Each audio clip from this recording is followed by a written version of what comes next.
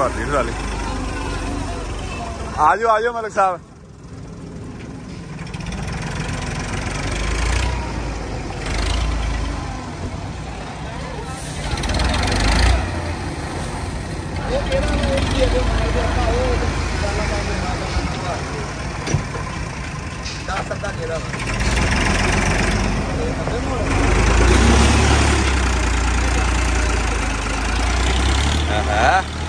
क्या गई है को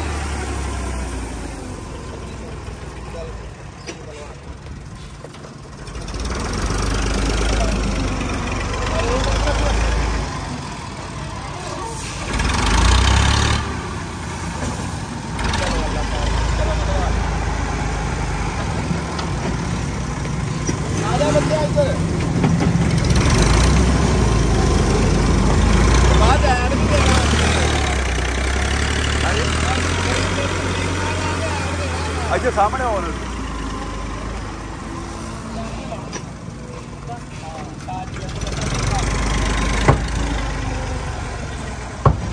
बच गया फोटो बन गया जी।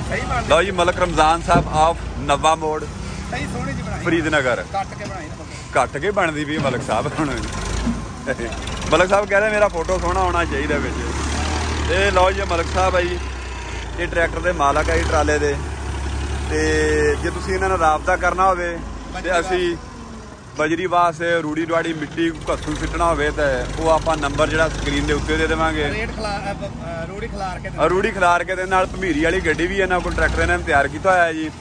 ते जे अगर तुहानूं रूड़ी बखेर के दिंदे हैगे जी ते आपां तुहानूं वो भी भमीरी भी चैक करवा देंगे किस टाइम को टाइम मिलदा ना आपां नूं वो भी तुम चेक करावे। मलिक साहब भी देख लो जी आ ट्रैक्टर इन्हों का नंबर आप तुम स्क्रीन पर दे देवे।